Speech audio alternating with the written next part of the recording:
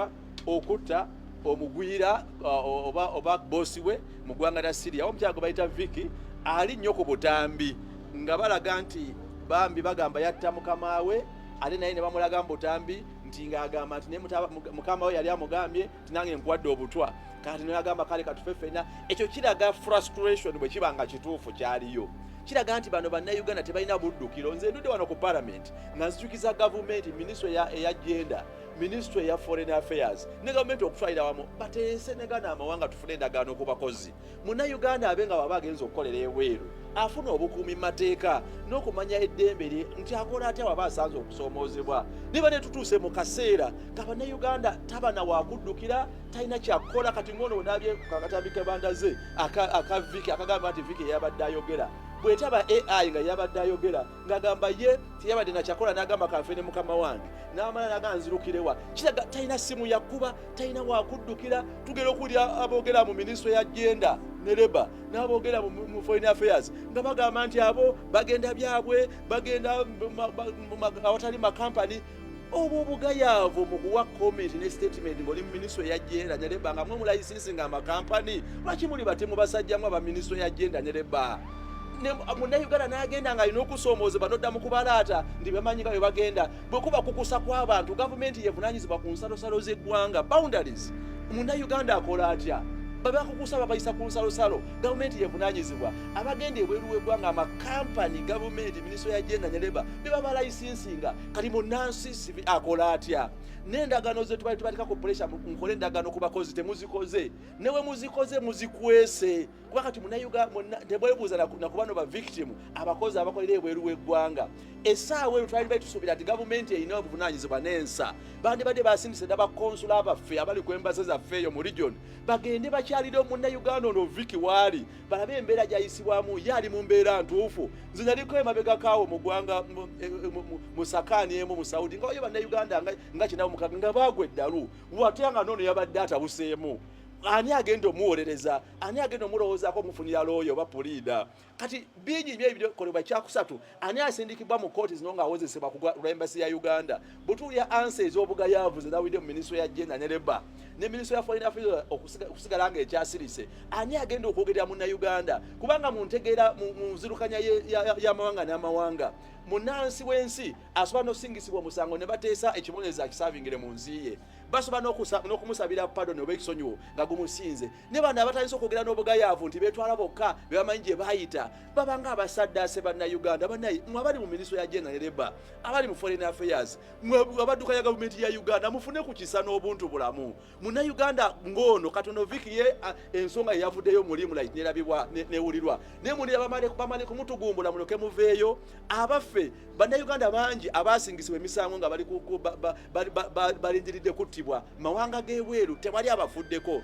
Waliwo n'abali mu misango abakyavulanyibwa abakyasibiddwa nga teri abafaako. Kibeere ekifaananyi ekigazi okuvayo n'enkola edduukirira bannayuganda bonna abawanga lyebweru w'eggwanga nga bafunye okusoomoozebwa kubekwa amateeka ng'amawanga amalala bwe gakola. Mu kooti wabaawo konsula agendayo n'abakyalira mu kkomera wabeera abakyalira babeewo n'ennamba ze bakuba gye basobola okufuna obuyambi. Naye wawulira sitole gye bandaze ku Vicky nga tamanyi talina na nnamba ya kuba tamanyi wakuddukira kebe ennamba ya wano weri w'eggwanga. Kati munnayuganda ali ebweru w'eggwanga n'abanga yeesanga mu kusoomoozebwa. Amawanga mangi agaleese proposal ku ndagaano ku bakozi nga kati ezinakolwako emyaka giweze 5 Turkey yaleetadde endagaano proposal ku bakozi.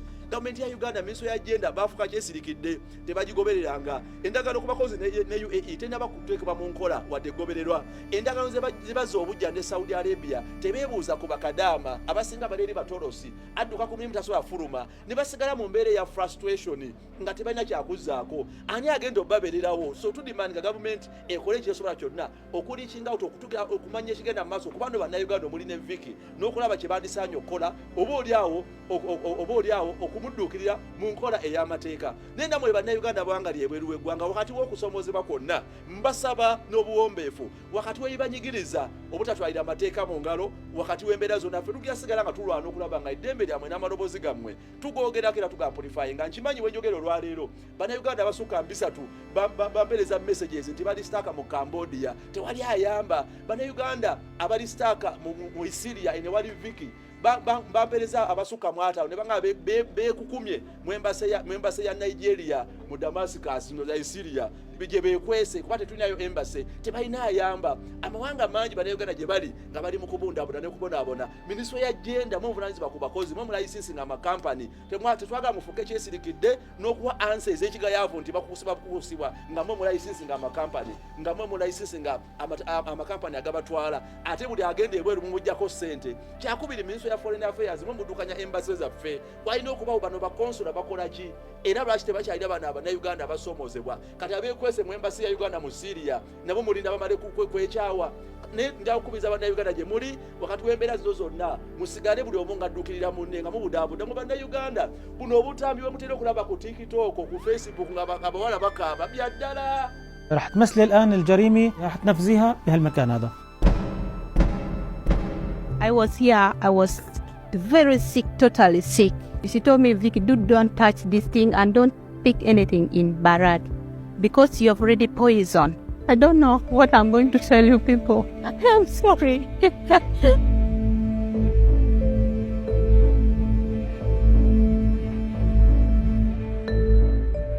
بتاريخ 29 من الشهر الفائت حدثت جريمة قتل في مدينة دمشق. على الفور تم الإعاز لهيئة الكشف الطبي والقضائي وتبين أن المغدورة هدى الشعراوي تم قتلها في منزلها بواسطة أداة صلبي بضربها على رأسها عدة ضربات.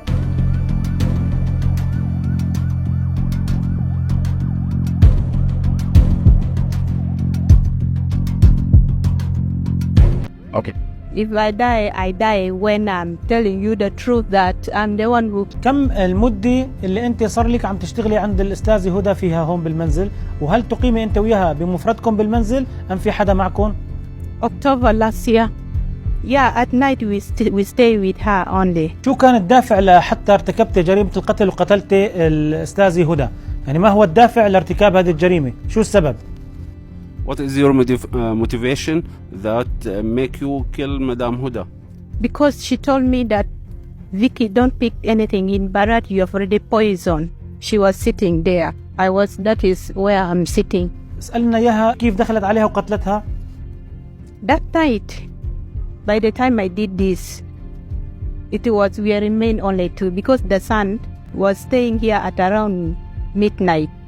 Coming to midnight, he went back. And by the time when Mama told me that you have already poisoned, I think that we are going to die together because you have already poisoned me. And I told her that you take me back to the office. You don't want to take me back. What is going on? My heart is telling me to go back. So by the time he told me, I said, okay, you poisoned me. I'm crying that I'm suffered malaria, kumbe not malaria. You have already poisoned me. Today we are going to finish. So at around 3 at night, I went and picked this thing to the kitchen. And I did this thing. After that, I went and swallowed medicine. I picked marame, I pour fuel. I want to kill myself here. I waited for die. Murphy died. I went behind there. I jumped. I want to kill myself, Murphy. And there's a road. There's a door, small door I passed. I just follow this road, going far to look for where I can kill myself.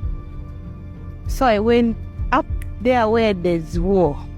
I want to hide myself there, waiting for my to death. So there's a lady who stopped me that you look stranded. Can I help you? I said, you help me, I'm sick, I'm looking for government hospital. He said, let me call you the boy knows English. The boy came and started asking me that, what's wrong? I said, my madam chased me away. She gave me this thing. I tried to lie him.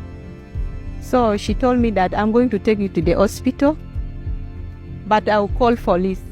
Immediately, she refused to take me to the hospital. He called police. Then police come and catch me from the other side. Tofunange ekirowoozo ekitta mukamawo. Kati kankubuuze. Abantu bagenda babeera nti abawala bbu ba mitima mibi n'ebisigadde. Ne kankubuuze. E Kampala teriyo bantu batulugunya ba meidi baabo. Meidi we Kampala akolera ssente mmeka? bakadama be Kampala bakolera sente mmeka mumbulire akolera emitwalo 5 emitwalo 3 emitwalo ekinene nnyo okolera emitwalo 10 nengo okola emirimu emeka gwofumba gwono ne mmere mu katale osimula embalaza oyera ewaka ozukusa abaana onaaza obwana obukaaba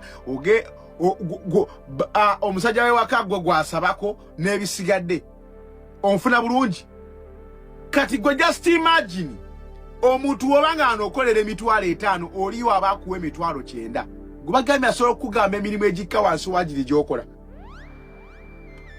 kitegeezera wali ojja kukola mwesiba ku bawalabu nene Uganda waliyo abantu ng'omukozi talya mu sowaani gy'aliiramu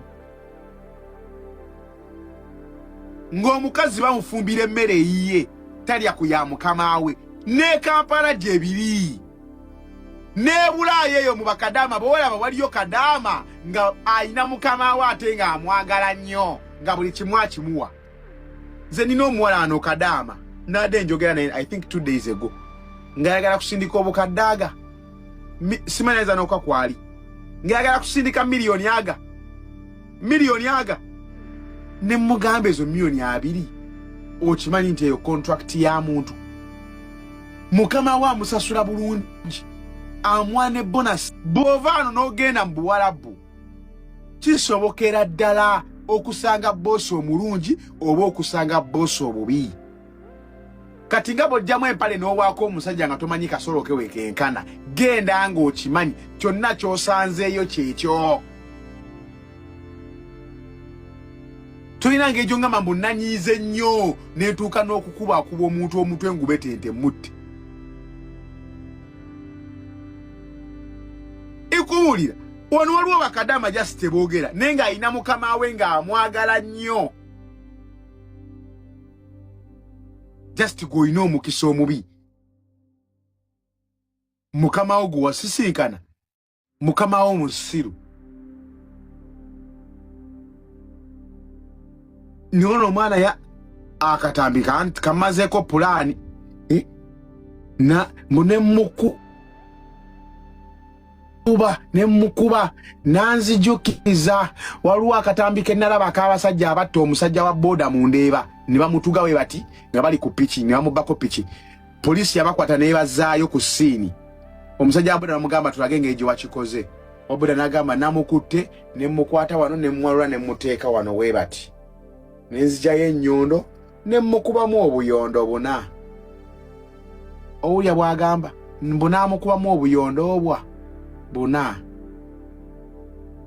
naye ng'ali ku munnaamutta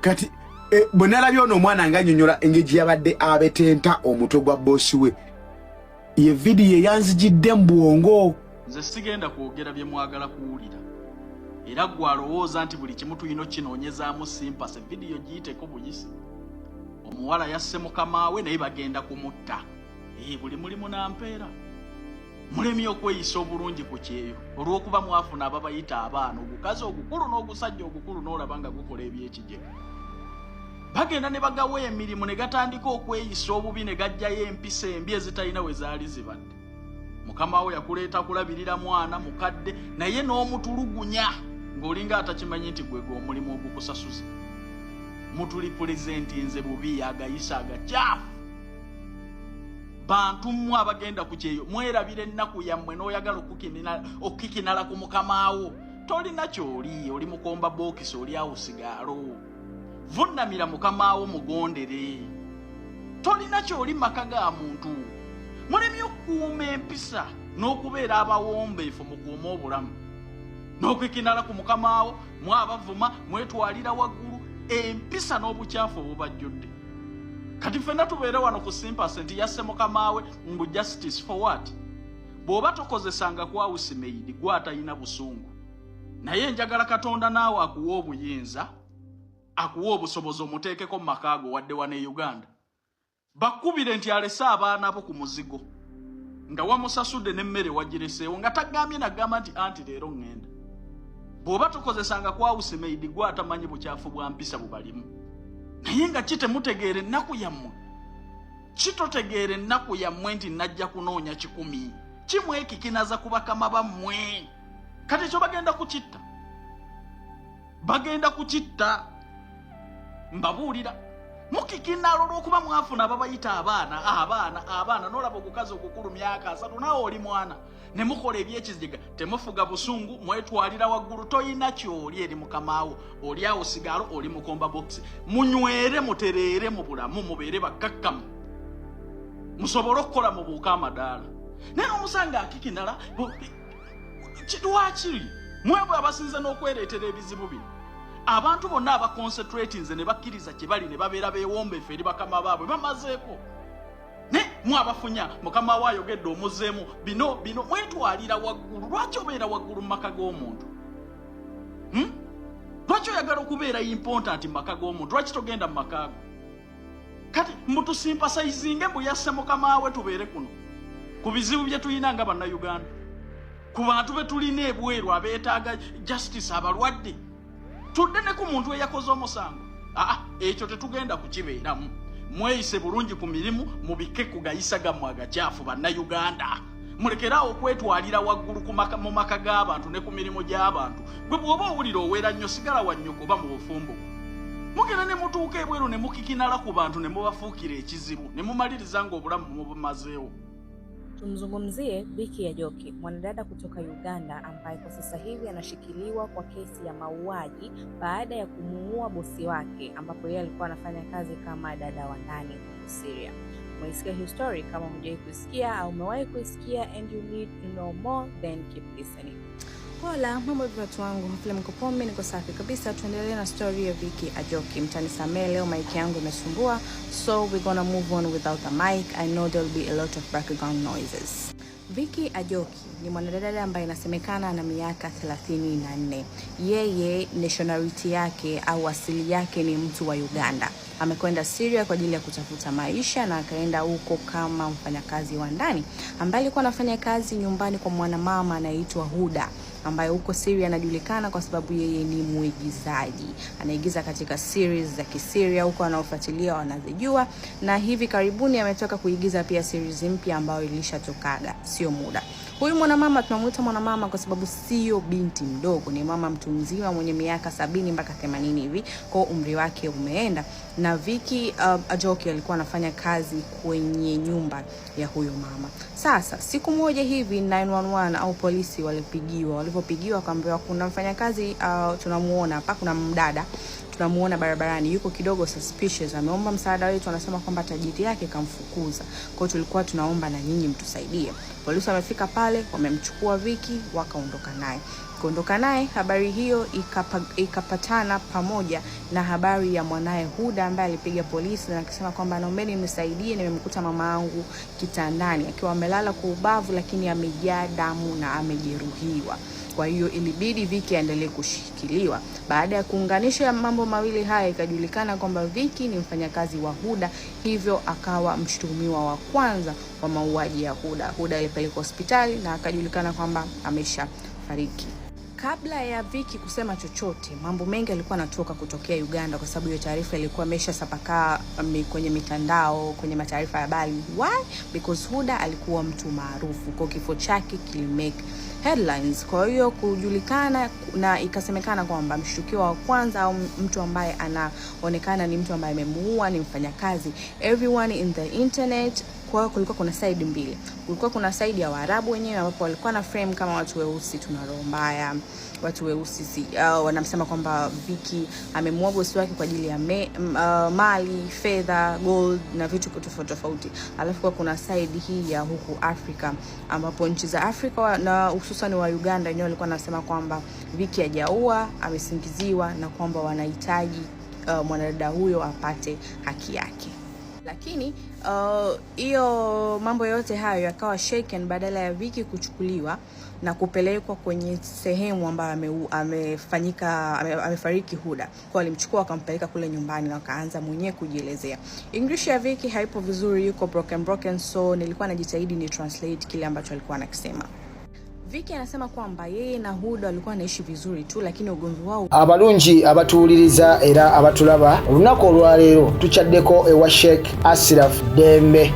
Sebo sanyusa okubalaba amannya agange nze Sheikh Ashraf Dembe akola ku bizibu by'enjawulo. Omuntu singa aba alina ebirwadde musomereddwa tumwa amazzi ga lukuya nga bw'obadde ogalaba tugenda abantu ku kyoto ne twokya emizimu emibi egibabaamu n'okulomba edduwa. Abantu singa abeera ng'ali wano atuuse sobola okumulombera edduwa ne waba atatuuse nga mpadde amannya ge naye ng'ali wala. Neetaaze ennamba yange yeeno eri 0701763711. Nammwe bannyinaffe abali ebweru oyagala okuba nti oyagala okulombera ku dduwa ng'olina ebizibu viza zibuze amaka gakolongotana sente zikola zimpita mu ngalo ojja kumpeereza ekifaananyi kyo n'amannya go ebyo byokka bijja kummala nja kukulombera edduwa ojja kutereera. Olunaku olusembayo mu mwezi mba n'edduwa eyawamu ffenna n'abalwadde bange abakadde n'abapya. Salaamu alaikum wa rahmatullahi wa barakatuh.